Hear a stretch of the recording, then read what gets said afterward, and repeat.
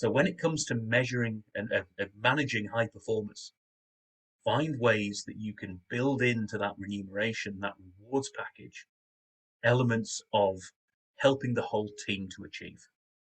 You want to encourage individual performance in the context of the whole team achieving. Hi, and welcome to Helping You Perform. I'm your host, Paul Teasdale. Over a career working with high-performing teams from across the globe, including 7 years working with Formula One team McLaren, I've learned a lot about what it takes to drive results. In this weekly podcast series, I'm going to be bringing you tips, tricks, and insights from the world of Formula One that you can apply to your organisation for your high performance. Enjoy. Hi everybody, and welcome to another episode of Helping You Perform, where I bring my tips, tricks, insights and stories from the world of F1 and beyond to help you accelerate your own performance. In last week's episode, I talked about the cube of scope. If you've got a project ahead of you or an opportunity, something that you want to test that is so adaptable, so scalable, it's such a big challenge that's in front of you, you don't know where to start. And I highly recommend going back to episode 45, having a listen to the cube of scope. As something that can really help you find that starting point and scale out from there. In this week's episode, I want to reflect on a couple of conversations I've had recently about how do you manage really high achievers and high performers. And of course, this is something that in the world of F1 is very visible. If you've got drivers who are there, they're the face, they're the person who's literally in the driving seat for your business.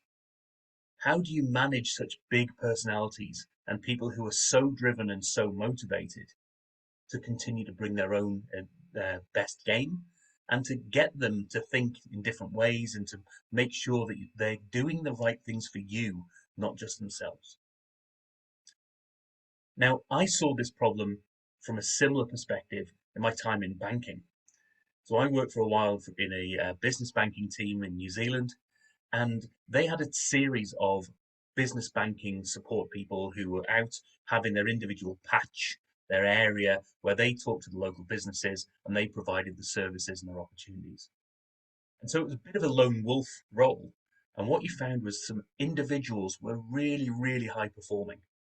Some were just coming through, some were middle of the road, but you had those really high performing individuals. And you had to continually find a way to manage and motivate those people, whilst also managing and motivating the whole team.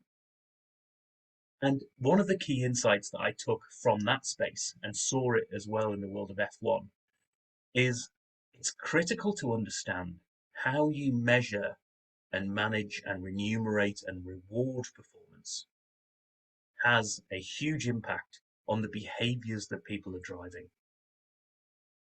And one of the things when you've got a team of lone wolves, or you've got individuals in the area, or even teams that are out there really high performing, when the rest of your team isn't high performing, or they're just trying to get there, is I would suggest that the way in which you're measuring and remunerating and rewarding performance isn't quite working for you. So how do you build in opportunities to reward people for sharing that knowledge so that they're not the only person who's getting the value, getting the bonuses, getting the pats on the back? They want to get that, and we want to help them to achieve that level of performance whilst also bringing the rest of the team up with them.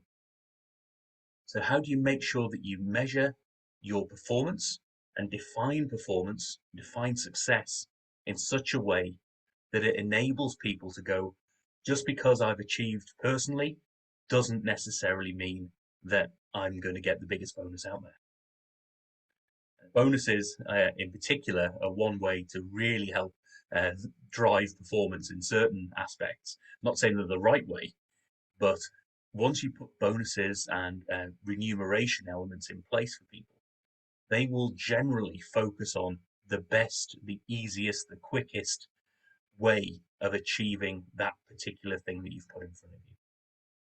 So if you're measuring people purely on the pounds and pence that you've lent to your customers, then that's not necessarily driving the right behaviors for your customers, because it might not be giving them the right products, because you might be trying to sell them products that are more expensive because it hits your bonus.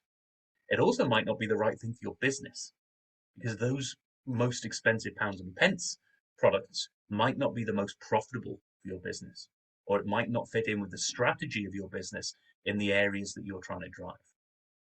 So when it comes to measuring and managing high performers, find ways that you can build into that remuneration, that rewards package, elements of helping the whole team to achieve. You want to encourage individual performance in the context of the whole team achieving. And if you want some help with doing this in your environment, I'd love to have a chat with you. I'd love to share some more of my experiences. But I want you to have a think about that for yourself. Is the way in which I'm measuring and managing performance in my teams or my individuals really driving the behaviors that I want to see for my customers and for the business? And if they're not, what can I do differently?